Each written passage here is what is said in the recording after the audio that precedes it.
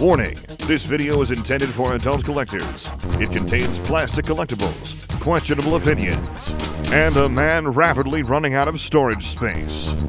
It's too late. Random review is about to begin.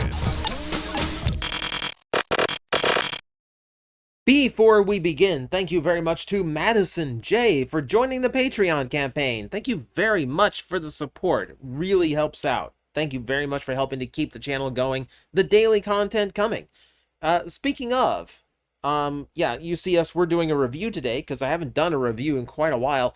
And also, you're going to see a few more of these. I have a large one that needs a lot of editing. I have a Patreon requested review that I have to get to. And I think video 1000 is also going to be a review. So I will let you speculate on what that will be. But for today, we need to focus on the bird dog in front of me, because I've been looking around town and I have seen some stores getting in the new wave of Voyagers, and Starscream seems to sell out pretty easily, but Silverbolt remains.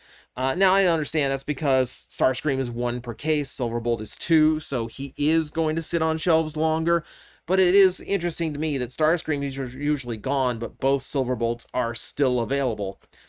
So we're going to take a look at the brand new Legacy United Silverbolt and kind of see what might be going wrong here, because TLDR, I like the toy, but it's got some problems. So first off, we look at the beast mode, and this is fairly well rendered for being a modern version of Silverbolt's design, and it does kind of represent a lot of what we've been doing with the Beast Wars cast since Kingdom, introducing some more realistic textures and elements to them, which is interesting to do in a Fusor that is part wolf, part eagle. But, that's what we have to run with here. So, as you can see, it is done in a slightly metallic shade of silver plastic, which does look quite nice. He is decoed considerably with a lot of airbrushing. And you can see it all throughout the back with that black, as well as in the wings with a bronze fade that also fades into black. A little bit more black on the face, and then bright metallic copper there on the legs, which will be really nice looking in robot mode. Even the feet. You can see on the feet, he even gets little bits of paint there, which is nice to see. I'll also show you the close-up of the face. Yep, that's a wolf, all right. Bright yellow eyes, too. Kind of wish they had painted them the way they do for the 2-packs and, the Takara releases, but I'll take what I can get. You can also see the white painted on the tail fin as well. Or I keep wanting to call it a tail fin. Tail feathers. There we go. It's a bird. But you can see the toy in general is just entirely molded in this kind of silvery / metallic gray plastic. You don't really have any deviation from that, which, guess what, for the original Silverbolt is entirely accurate. I do like the heavy sculpting that they've got going on here, so you can see, if I bring it in close again, lots of fur details across the sides and across the legs. Of course, you see a lot of that sculpted in fur. We go to the top again, you can see how the feathers have been rendered as well. It's a nice little blend. You can see on the back where the wolf fur gives way to the bird feathers. It's actually a neat little effect, getting one to transition to the other. I think that's actually a pretty good job. I'll even give you a look at the feet. He has no toe beans. His feet are flat. Yeah, you can also see he does have a mouth that also opens, so you can go ahead and close that as well. A little bit of play value to the beast mode. Speaking of, we do need to discuss a few things about said beast mode. So, play-wise, his articulation is actually a little bit more limited than I wanted, because by default, you can actually see where his front legs are supposed to tab in order to keep him stable and keep his feet level in beast mode, which is unfortunate because, like, if I want to splay his legs out like this and kind of give him like a wider stance, like he's ready to attack, now I don't have any way of actually accomplishing that with his legs. There's no swivel up here, which is where I would expect a joint like that. And the ankle tilt works great in robot mode, but in beast mode, it just kind of allows these like weird, awkward, I broke my paw poses And you can't get him to sit flat-footed unless his legs are straight forward, which is what the peg and sockets are for, to make sure that they are. Which does leave you in some weird posing possibilities. You can still, of course, pose him with those, but it is going to look a little bit weird. It's better suited for like flight poses, I find, which you do have a dedicated 3mm port for stands if you do want to pose him flying. There's other things. I know a lot of people have criticized the size of his wings, which I will admit, yeah, they do look a little bit small for him.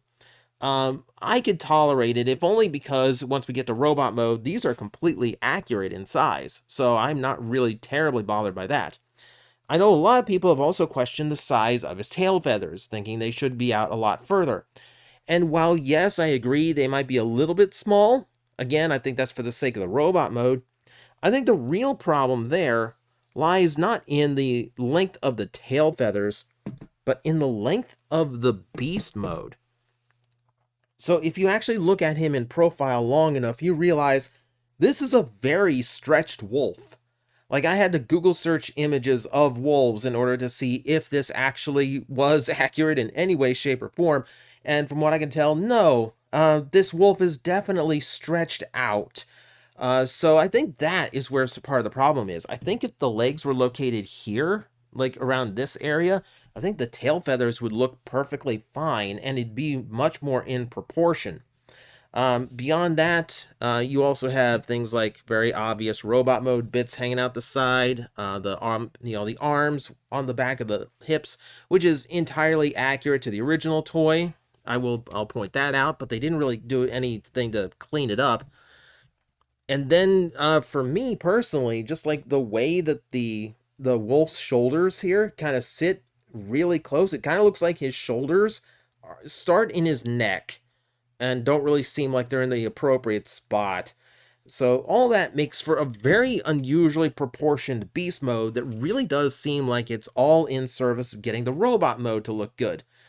So I think that's where a lot of the visual problems with the toy start to occur. Let me get him into robot mode, and we'll see if all of this happens to be worth it. So let's start by unpegging those legs and straightening them out.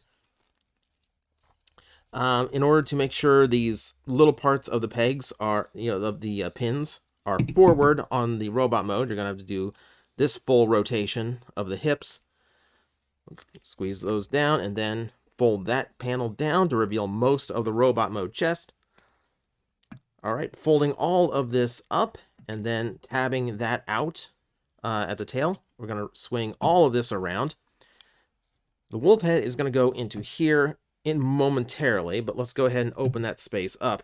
We're going to separate the rear section like this and start folding it down. The arms will then have to accordion inward, and all of this will scrunch together. You can do this in like one nice little squeeze. Just kind of make everything solid all in one motion. From here, we can go ahead and do the traditional way of transforming the arms, which is to fold the robot out and fold the beast leg up, like so. And now we will deal with the head. So for said head, I am going to have to, oh, did I do that? Ah, there we go. Got a little bit out over there. Never mind. It's not too big of a deal. All right, go ahead and fold that out. There's your robot mode head. There's where the beast head goes. Now I'm going to go ahead and close all that back up and do it wrong again. Go ahead and put all of that head backward. Now close everything up. That looks a lot better. I'm going to go ahead and fold the wings down as well, just so we can have them in nice profile. And there. That's going to be our Silverbolt in his dashing, heroic robot mode. I'm actually very surprised they did so much to change the original transformation, considering I think Silverbolt's transformation scheme in the cartoon is one of the most visual, and it's one of the easiest ones to follow. You can very easily tell what goes where. So to switch things around like this does make for a more original toy experience, and it does allow him some enhancements to his articulation the original toy could not do, but it does still feel weird that it isn't just like a cleaned up version of the original transformation. It's a completely new take on it. But nevertheless, Once we get him into robot mode, again, the silver is dominant, but we do see quite a bit more of the bronze. So he does have quite a bit more character and color in this mode.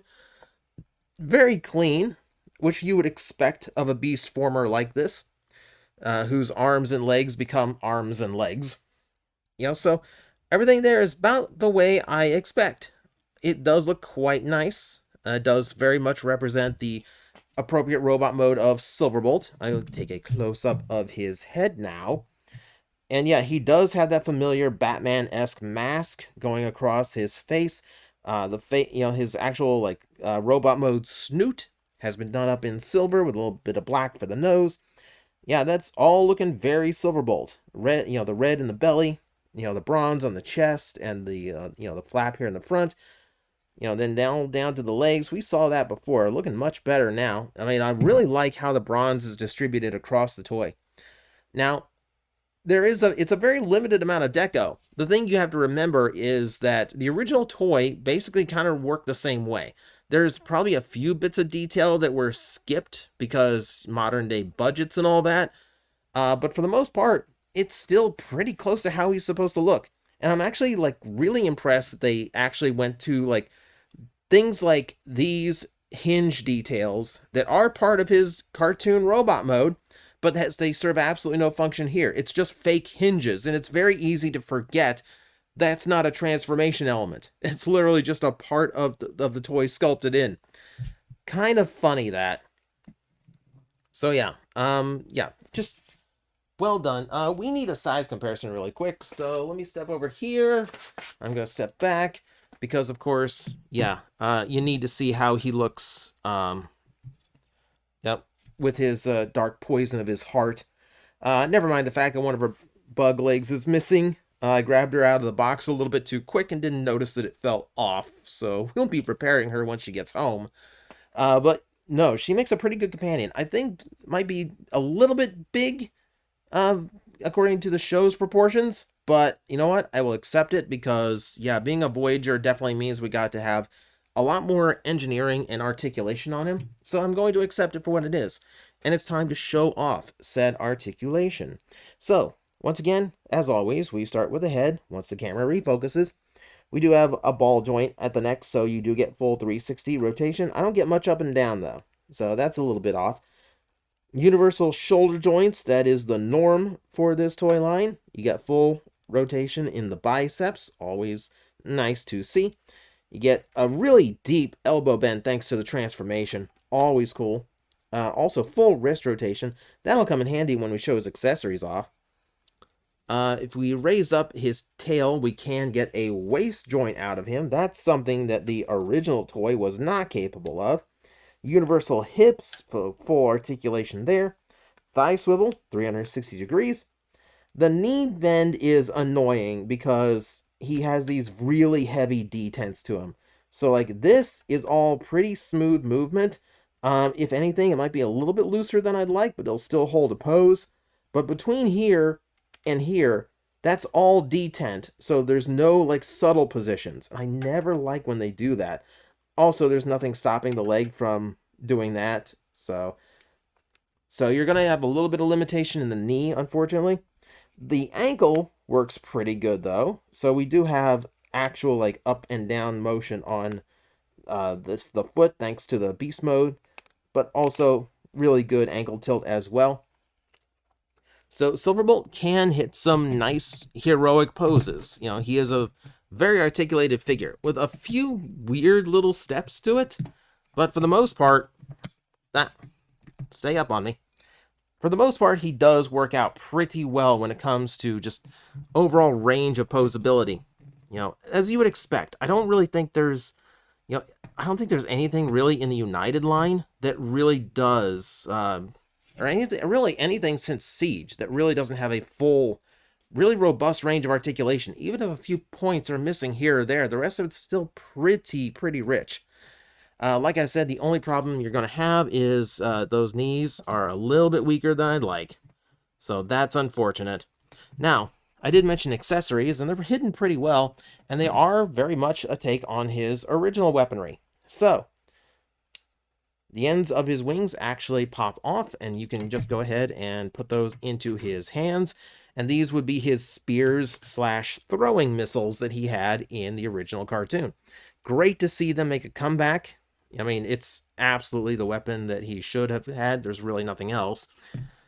And it does work really well for him. I like that they continue that paint pattern, not only because it makes them look cooler as weapons, but also because it blends into the wing so well that you could mistake it as just a piece of the wing. And of course, you know, the wing itself is fully articulated. There's 2 hinges to actually mess with, as well as that swivel. So if you want him in a full winged pose, that is something you can also do. The wings do look a little bit low set, but again, that's actually kind of accurate to how he is in the show. He didn't have like this really really tall set of wings like you would expect on most Transformers. But that, my friends, is United Silverbolt. And yeah, he does have some flaws. The Beast Mode I really do wish was as cleaned up as some of the other Kingdom and Legacy Beast Wars toys. But for what I'm getting here, it's still not a bad figure. It's problematic. It has little problems, but it's still a really good representation of Silverbolt, one of the last characters in Beast Wars who has not been updated. So it is good to see him out, and yeah,